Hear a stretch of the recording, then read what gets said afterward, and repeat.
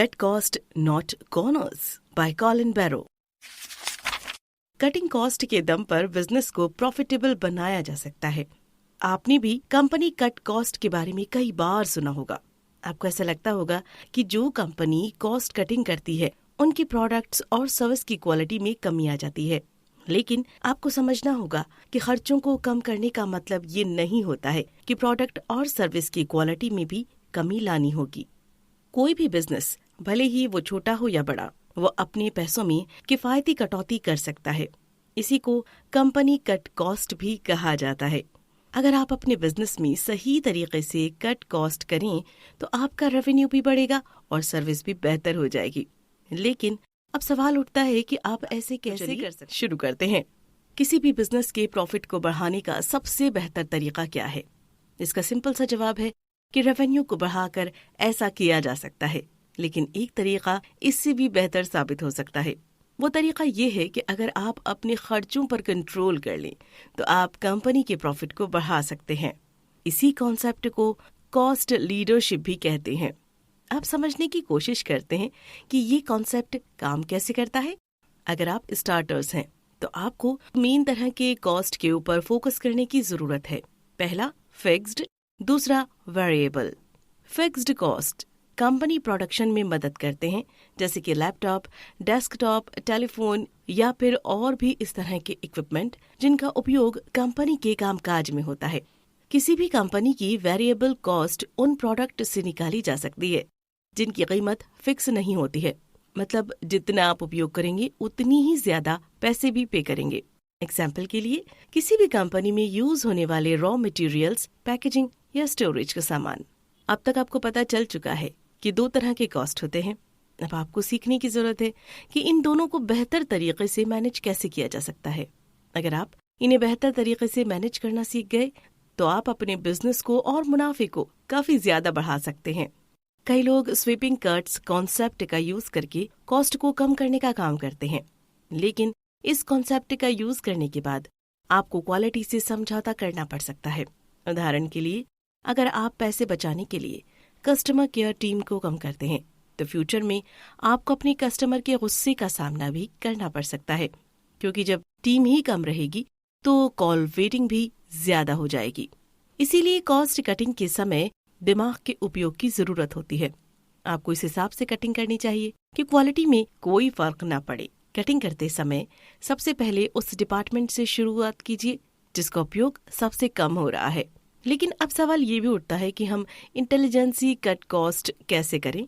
इस कॉन्सेप्ट को हम अगले चैप्टर में बारीकी से समझने की कोशिश करेंगे। लेस इज मोर के कॉन्सेप्ट को याद रखना भी बहुत जरूरी है। ऐसा अधिकतर देखा जाता है कि नए नए बिजनेस की शुरुआत करने वालों के अंदर पैसों को खर्च करने की समझ नहीं होती है। वो शुरुआती दौर में कहीं भी पैसों को खर्च करते रहते हैं। ऐसा कई बार नए नए जोश की वजह से भी होता है।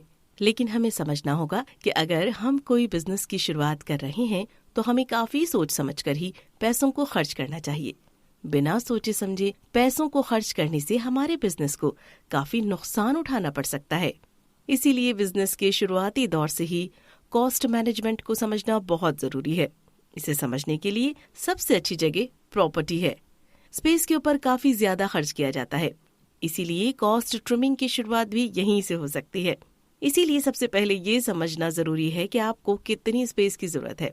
इसके लिए आपको पता होना चाहिए कि आपके यहाँ कितने लोग ऑफिस आकर काम करेंगे। याद रखिए, 11 क्यूबिक मीटर पर वर्कर के हिसाब से जगह होनी चाहिए। अगर आपके पास इससे बड़ी स्पेस होगी तो उसके ऊपर आपको काफी ज्यादा पैसा खर्च करना होगा। इसके अलावा हॉट डेस्किंग की मदद से भी आप स्पेस कॉस्ट को कम कर सकते हैं। इसका मतलब है इंडिविजुअल डेस्क को वर्क स्टेशन से रिप्लेस कर दीजिए।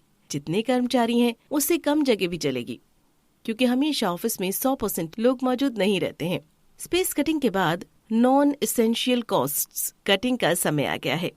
इसका मतलब है आपके बहुत सारे काम आउटसोर्सिंग की मदद से भी हो सकते हैं, और आसान शब्दों में कहें तो अनएसेंशियल टास्क के लिए दूसरी कंपनियों से कॉन्ट्रैक्ट भी कर सकते हैं। इसीलिए अगली बार अपने बिजनेस की एडवर्टाइजिंग करवानी हो तो आउटसोर्स का सहारा लीजिए। इसके लिए आपको एड टीम खड़ी करने की जरूरत नहीं है। ना ही आपको एडवर्टाइजिंग के महंगे महंगे सॉफ्टवेयर खरीदने की जरूरत है। अच्छे बिजनेस मॉडल के लिए कैपिटल साइकिल की समझ होनी जरूरी है। क्या आपको कैपिटल साइकिल के बारे में मालूम है? ये कॉन्सेप्ट किसी भी बिजनेस ओनर को पता होना ही चाहिए और हर बिजनेस को इसे फॉलो भी करना चाहिए। अब समझने की कोशिश करते हैं कि आखिर ये काम कैसे करता है। बिजनेस को चलाने के लिए आपके पास कुछ पैसे होते हैं, या तो ये पैसे आपके खुद के होते हैं या फिर आपने लोन लिया होता है।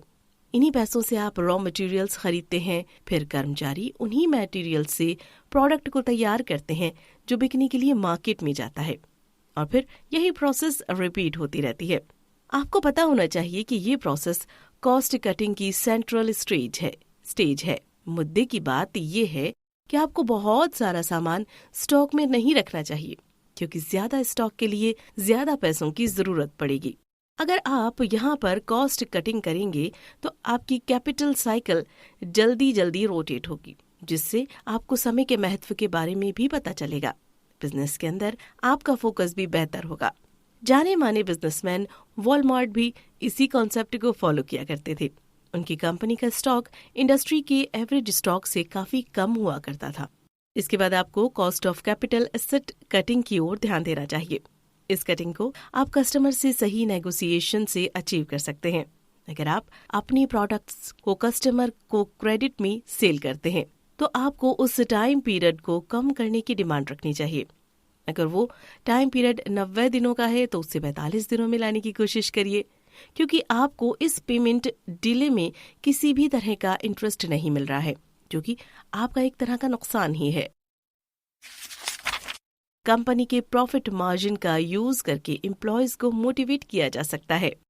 इस बात में कोई दो राय नहीं है कि प्रोडक्टिविटी को बढ़ाकर वेरिएबल कॉस्ट्स को कम किया जा सकता है, लेकिन इसके लिए आपको अपने एम्प्लॉयज को बेहतर काम करने के लिए मोटिवेट करना होगा। सभी जानते हैं कि ये बिल्कुल भी आसान काम नहीं है, इसीलिए प्रोडक्टिविटी को बढ़ाने के लिए आप एक स्ट्रैटेजी को यूज कर सकते हैं। वो तरीका ये है कि आप अपने स्टाफ को प्रॉफिट मार्जिन से मोटिवेट कर सकते हैं। ऐसा देखा जाता है कि कई कंपनियां सेल्स टीम को ज्यादा सेल्स करने पर रिवॉर्ड्स देती हैं। इससे बेहतर स्ट्रैटेजी ये हो सकती है कि आप कंपनी के प्रॉफिट में स्टाफ का कमीशन ऐड ऑन कर दें। ऐसा करने से लोग खुद के प्रॉफिट के लिए ज्यादा काम करने लगेंगे। जब स्टाफ ज्यादा काम करेगा तो प्रोडक्टिविटी भी काफी ज्यादा बढ़ जाएगी। और हम लोगों ने शुरुआत में ही डिस्कस कर लिया था कि प्रोडक्टिविटी को बढ़ाकर वेरिएबल कॉस्ट्स को कम किया जा सकता है। हमें समझना होगा कि प्रोडक्टिविटी और वेरिएबल कॉस्ट्स आपस में इनवर्सली प्रोपोर्शन है। मतलब जैसे जैसे प्रोडक्टिविटी बढ़ेगी वैसे वैसे ही वेरिएबल कॉस्ट में कमी आती जाएगी। यहाँ पर आपको बता दें कि एक लंदन बेस्ड लाइटिंग कंपनी है जिसका नाम एट्रियम है। उसने इस स्ट्रैटेजी की मदद से अपनी कमाई को साल भर में ही डबल कर लिया है। टीम लीडर के तौर पर आपको अपनी टीम को लक्ष्य पूरा करने की चुनौती देनी चाहिए और लक्ष्य में रुचि पैदा करने की कोशिश करनी चाहिए। अगर लक्ष्य ज्यादा चुनौती से भरा है तो टीम के सदस्य इसे प्राप्त करने के लिए पूरी कोशिश करेंगे। टीम को लक्ष्य तक पहुंचने के लिए क्रिएटिव तरीके से सोचने के लिए प्रेरित करें। बीच बीच में कार्यों की समीक्षा भी करते रहें। अच्छा काम करने वाले टीम मेंबर्स को आगे बढ़ाने की कोशिश करनी चाहिए। अगर आपकी टीम के सदस्यों के अंदर जिम्मेदारी की भावना होगी तो वे अपना काम मन लगाकर पूरा करेंगे। वे अपनी पूरी शिद्दत के साथ लक्ष्य प्राप्त करने के लिए प्रयास करेंगे। जिम्मेदारी आ जाने के बाद आपको टीम के हर सदस्य के पीछे भागने की जरूरत नहीं है। मेंबर्स को बताएं कि उनके काम को कंपनी में कितना महत्व दिया जाता है। बिजनेस की दुनिया में अच्छे लीडर को टीम की हर जीत को सेलिब्रेट करना चाहिए। इससे टीम के सदस्यों का कॉन्फिडेंस बढ़ता है। परफॉर्मेंस में गड़बड़ होने पर भी प्रोत्साहित करना चाहिए। अच्छे वर्कर्स की सबके सामने प्रशंसा करनी चाहिए और नेगेटिव फीडबैक हमेशा अकेले में देना चाहिए। फाइनेंसिंग कॉस्ट्स के बारे में जानने का वक्त आ गया है। बिजनेस चलाना किसी के लिए भी आसान नहीं होता है, और खासकर तब जब आप बिजनेस के दौरान मिलने वाले अवसरों का लाभ उठाने हेतु समय पर भुगतान और खरीदारी करने में सक्षम न हो। हर बढ़ते हुए बिजनेस के सामने फाइनेंसिंग कॉस्ट्स एक चैलेंज की तरह होती है। इसे कंट्रोल करना बहुत जरूरी है, नहीं तो ये बिजनेस को और प्रॉफिट को खत्म करने लगती है। फाइनेंसिंग कॉस्ट्स ये वो पैसा होता है जिसे बिजनेस को आगे बढ़ाने के लिए लोन के रूप में लिया जाता है। इस पैसे की मदद से आप मुश्किल समय में भी बिना किसी परेशानी के अपना बिजनेस चला सकते हैं। लेकिन इस पैसों के लिए कई बिजनेसमैन को काफी ज्यादा इंटरेस्ट चुकाना पड़ता है। इसीलिए बिजनेसमैन के लिए बहुत जरूरी है कि वो काफी कम ब्याज दर में इन पैसों को बैंक से उधार के रूप में ले। इसके लिए एक स्ट्रेटेजी ये है कि आपको सरकारी संस्थानों या बैंक से लोन अप्रूव करवाना चाहिए। आपको सरकारी संस्थानों से कम ब्याज दर में बिजनेस लोन मिल सकता है। दूसरी स्ट्रेटेजी ये हो सकती है कि आप सरकारी स्कीम की ओर ध्यान रखें। कई बार राज्य और केंद्र सरकार स्टार्टअप के लिए कम या बिना ब्याज दर पर लोन देने का काम करती हैं। हाँ, ये बात सच भी है कि इस तरह की प्रोसेस में काफी ज्यादा समय लगता है, लेकिन इससे आप काफी ज्यादा पैसा बचा सकते हैं, जिसका उपयोग आपके बिजनेस को आगे बढ़ाने में किया जा सकता है। इसके अलावा एक और अप्रोच है, वो ये है कि आप पैसों के लिए परिवार या दोस्तों की मदद भी ले सकते हैं। अगर आपके पास ऐसे दोस्त हैं जिनके पास पैसे की कमी नहीं है, तो आप कुछ समय के लिए उनसे भी उधार पैसे ले सकते हैं। एक फाइनल स्ट्रैटेजी ये है कि आप बैंक से नेगोशिएशन करने की कोशिश करिए। ऐसा करने से भी आपको फायदा हो सकता है। कई बार देखा गया है कि बिजनेसमैन अपनी टर्म्स पर बैंक से लोन अरेंज कर लेते हैं। ऐसा आप भी कर सकते हैं, लेकिन इसके लिए बैंक के साथ आपका रिलेशनशिप अच्छा होना चाहिए। मुश्किल वक्त में भी कटिंग कॉस्ट्स की जरूरत पड़ती है। अगर आपका बिजनेस मुश्किल दौर से गुजरेगा तो शायद सबसे पहले आप कटिंग कॉस्ट का ही सहारा लेंगे। कई बार बिजनेस में भी ऐसा समय आता है जब बिजनेस ओनर को काफी मुश्किल फैसले लेने पड़ जाते हैं। जैसा कि किसी ने सही कहा है, extreme time can call for extreme measures.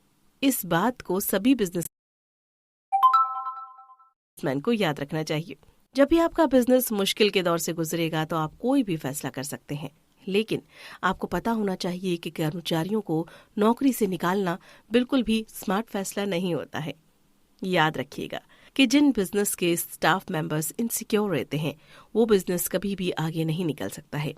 इसके लिए एक बिजनेसमैन होने के नाते ये आपकी जिम्मेदारी है कि अपने स्टाफ का बेहतरीन ख्याल रखिए, क्योंकि बिना मेहनती स्टाफ के बिजनेस को सफल नहीं बनाया जा सकता है।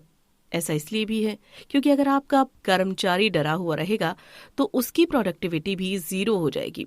जब कर्मचारी की प्रोडक्टिविटी ही जीरो हो जाएगी तो आपकी कंपनी का बिजनेस भी नेगेटिव में जाने लगेगा। इसके अलावा अगर आप लोगों को फायर करेंगे तो कभी भी अच्छे लोग आपकी कंपनी के साथ काम नहीं करना चाहेंगे, क्योंकि डूबती हुई नाव में कोई भी सवारी नहीं करना चाहता।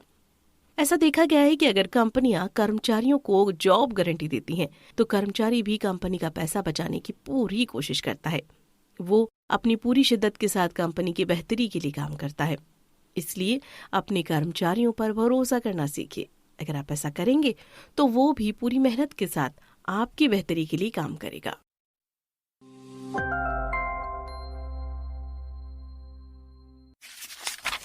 कुल मिलाकर कई लोग कॉस्ट कटिंग को इमरजेंसी मेजर की तरह भी देखते हैं, लेकिन अगर आप इसे सही तरीके से करें तो ये आपकी कंपनी के लिए लॉन्ग टर्म प्रॉफिट भी बन सकती है। लेकिन कभी भी कॉस्ट कटिंग के नाम पर स्टाफ को नौकरी से निकालने का काम मत करिएगा। क्या करें? कंपनी की साल भर की बजटिंग पूरे दिमाग के साथ करने की कोशिश करिए। खर्चा कम और मुनाफा ज्यादा में जोड़ दीजिए। सेल्स टारगेट को पिछले साल से बढ़ा दीजिए। इसके लिए कई सेल्स स्ट्रैटेजीज की मदद भी लेनी चाहिए।